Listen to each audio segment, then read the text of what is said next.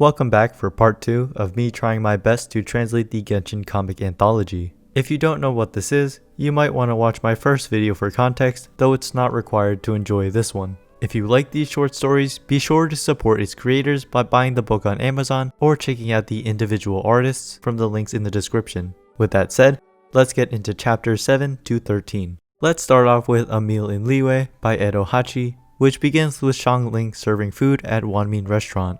Zhongli thanks the traveler and Paimon for coming, to which Lumin responds, "Of course we'll come if Zhongli wants to introduce us to Liyue cuisine." However, Paimon soon wonders if Zhongli brought his wallet with him, and Lumin states that in the worst case scenario, they have to be prepared to pay the bill. But as soon as Child arrives, with the title "Everyone's Wallet" scribbled out, Lumin and Paimon get hyped up to eat as much as they possibly can. The first thing they dig into is the crystal shrimp dumplings. Zhongli describes some of the dish's intricacies, like how the transparent but durable skin and the subtle flavor of red bean paste showcase the chef's talents. Lumin remarks that she's never thought about the food that deeply before. Child agrees that Liyue cooking is presented in a way that makes him excited to eat, it's just that using chopsticks is a bit difficult for him. Child asks Lumin how she is so good with them, but the question seems to bother her, so they move on. The next dish served is Adeptus' Temptation, which seems to be a favorite of Lumin's. She is amazed by how good it is, and Paimon notes that while Lumin can make it well herself, this version is on a whole other level. Xiangling explains that they steam it for 2 whole days to enhance the flavors, and part of its uniqueness comes from the fact that you can use whatever ingredients you want. She also says that the name comes from how the smell is so good that it can even make an Adeptus go crazy. Maybe the weakness of the Adepti is delicious food, she wonders. Child notes that a dish like this is possible in Liyue, but not Sejnaya, because Liyue imports different ingredients from all over. He then asks about the crisp texture he is tasting, which is a sea cucumber, described as like a hardened slime. A bit confused, they ask Zhongli what a sea cucumber is, and he has no comment. After they finish eating, Paimon thanks Zhongli for teaching them so much about food. He explains that cuisine teaches about culture and history, so you should eat with those important to you and bond over that experience. Lumin thinks about how she hasn't eaten with her brother in a long time, so she leaves in a hurry to continue searching for him.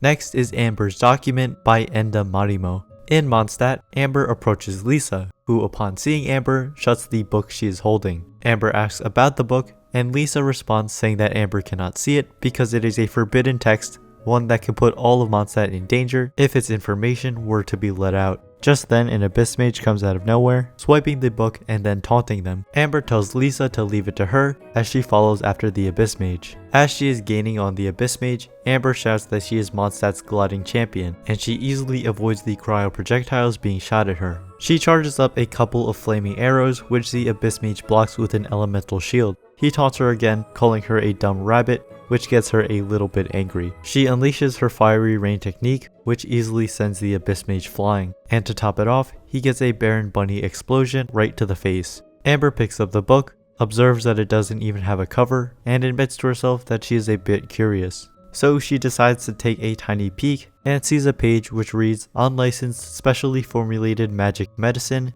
test subject Amber," with notes about mixing the drink and then keeping tabs on its effects. Lisa catches up, and we end with Amber lying on the floor, wondering what she did to deserve this. But in the end, peace was maintained in Mondstadt. For chapter 9, we have My Princess, Is This Edible? By Toriette. We begin with Fischl proclaiming that her followers should rejoice as her blessing is upon them. Oz translates it as meaning she has just finished up. Fischl then says to behold the symphony of her blessing. We are taken back a few minutes before, where Lumin and Paimon are asleep under a tree while Fischl is cooking. Lumin wakes up, and Oz says good morning, then tells her that Fischl is cooking breakfast for everyone. Fischl clears her throat and says, "Even though day and night aren't real, we are brought together by the bonds of fate." Lumin just gives her a smile and a wave in response. Paimon wakes up and is immediately interested in the breakfast, so she flies over to take a look. Oz asks Lumin what she usually does for breakfast, and she responds saying sometimes she buys from Mondstadt, and other times she will make her own food. Oz notes that for adventurers, it's especially important to not skip any meals. She thanks him for his concern, but tells him not to worry because in the worst case scenario, there is always the emergency food. Paimon is like, "Why are you looking at me?" and Lumin just smiles, causing Paimon to freak out even more. She tells Fischl that her dish looks and smells good and asks if it is almost done. Fischl chuckles to herself before presenting her creation. After the initial shock wears off, Paimon questions if it's even food. Fischl talks up her dish, saying that they may not be able to truly understand its greatness. Oz assures them that although it looks strange, it does taste good. Paimon admits that it smells good, but is concerned about the sauce. Fischl promptly responds, informing them that it is the blood of a sinner. Oz once again assures them that it is good. And so they eat as Fischl watches their reactions intently. Both are extremely surprised at how good it really is, and are especially impressed with the specialty sauce. Fischl expresses how this is the first time she's made food for others, so she was worried, but is glad they enjoy it. Paimon instantly jumps on the opportunity to point out that she spoke normally. She is quite embarrassed by her carelessness. Oz rephrases her words in the way she would normally say them, and Paimon thinks it's quite amusing how the translation is backwards this time. Fischl goes back to her usual self and is like, "You don't have to praise me or anything," but when Paimon and Lumine both wholeheartedly thank her for the delicious food, she can't help but be flustered. Here we have another story about Klee, this time by Kanyapi, titled Klee the Mountain Buster. Klee seems upset that she is once again in the solitary confinement room, and Paimon asks what she did to deserve the consequence. So she begins her backstory, and it starts with her reading an old cookbook with a recipe for explosive hot pot. After seeing it, she wanted to try making it herself, so she tried it, and unsurprisingly it blew up. She still thought it was fun, and Paimon thinks Klee definitely added in her own explosives. Kaya appears out of nowhere and tells them that it's just Klee doing Klee things. Then out of the blue, he asks Klee if she likes bombs, and of course she says yes. Kaya then mentions how if she were to cause an explosion in the middle of Mondstadt, it would be quite dangerous and troublesome, which gets her a bit down. But then he suggests shooting the bomb into the air, where an explosion would be fun for everyone to see. So with some help from Lumine and Paimon, Klee gets to work on the designs for such a bomb. Kaya thinks to himself that rather than suppressing Klee's unique talents, they should just be made useful in positive ways. Though Lumine and Paimon's encouragements tread on the line of being dangerous. But eventually, Klee finishes her creation and launches it. Jean is in wonder of Klee's work, and many familiar faces stop to gaze at the fireworks. Klee herself is very satisfied with her success, so she gets a bit too excited and starts loading up a bunch of bombs at once, blowing up a whole mountain. In the end, Klee went back to the solitary confinement room, and she became a popular topic of discussion in Mondstadt. Next up is Paimona by Ichiokunen Wakusei. Mona uses her powers to clear a camp of hilichurls, and with the mission cleared, she heads off. Paimon is impressed by how strong Mona is, and wishes that she could travel with them forever. It seems that Aether agrees, and is quite lonely, so he runs off to find Mona, but instead finds an Electro Sisson mage, then an Electro Crystal. Paimon realizes that this boy ain't right because he is just going after any purple thing he sees, so she realizes it is up to her to do something. The next day she appears, dressed up as Mona, and does her best to imitate Mona's speech. Aether is completely fooled, and so they do some adventuring together. Afterwards, Aether treats her to some food as thanks, and even goes as far as to pamper her. This makes Paimon want to continue to impersonate Mona. A week later, Paimon is attempting to try her hand at astrology when the real Mona shows up. For some reason, he can't discern the difference between the two, and Paimon doubles down by asserting that she is the real Mona and the other one is fake. Obviously, the real Mona is very confused, especially when Aether is oblivious to the fact that Paimon just dumped a bucket of water on him but pretended it was a spell. Mona shows her how it's done, proving herself as the real one. However, Paimon breaks down and says that if Mona plays along, she can fix the whole situation, which also requires Mona to wear Paimon's outfit. Mona is quite embarrassed, and it gets even worse when Aether thinks she is Paimon, who he has missed dearly. Jealous, Paimon reveals herself to be Paimon, confusing Aether once again. At this point, Mona just gives up. Second to last is The Secret of Camping Food by Kanbara Erika. It opens with some really nice looking art of Lumine and Amber fighting a slime, and with it killed, the area is clear. Paimon says it's thanks to her commands, which Amber isn't very amused by. Paimon changes the topic and says that she's hungry, and Lumine has no problem cooking some food herself. She sets up a campfire, which Amber ignites using a fiery arrow. The food to be cooked is a huge whole bird. Lumine starts by cutting a hole with her sword to remove the unnecessary parts before putting in her own stuffing. She ties up the hole so that it doesn't leak and then bastes it with her own marinade. Paimon and Amber can't believe how delicious it looks. Then for her final step, she puts it in a pot filled with her secret dashi soup stock. Paimon is upset that it isn't going to be grilled, but Lumine seems pretty confident in her method. Paimon and Amber are both shocked at how completely different the dish turned out. Paimon can't even begin to comprehend how this was possible.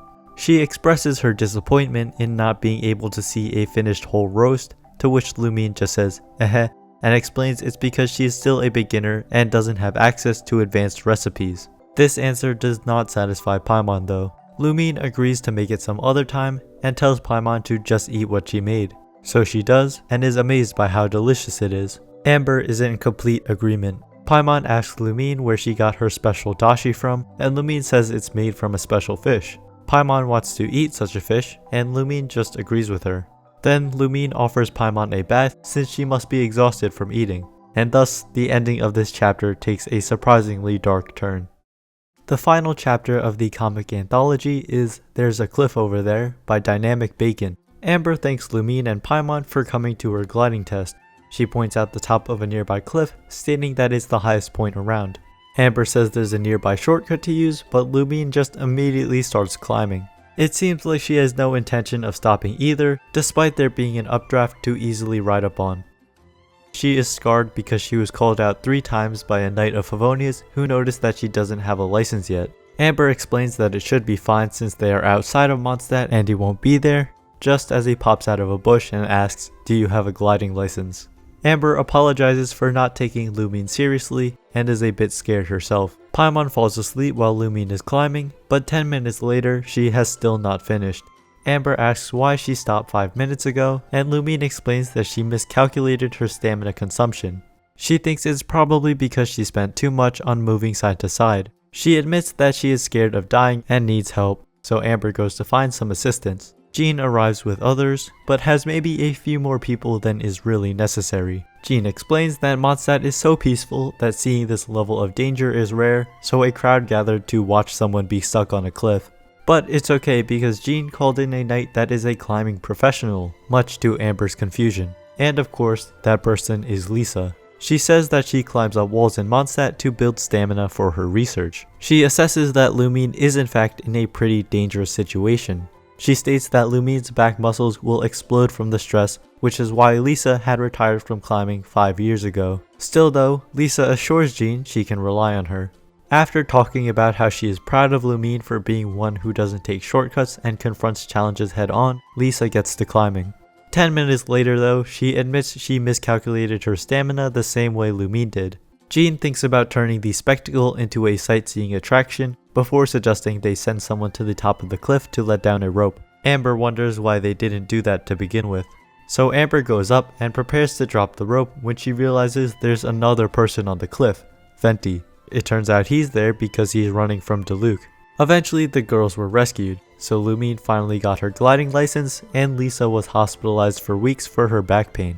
In Mondstadt, a new sightseeing attraction appeared, being the astrologist who got stuck while wall climbing, making Amber reconsider where she wants to live. And as for Venti, everyone kinda just forgot about him.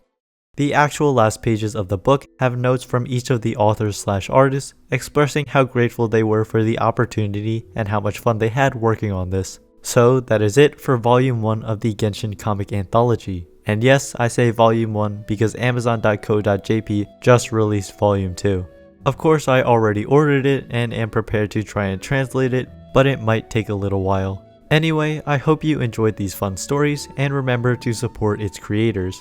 With that said, as always, thank you for watching.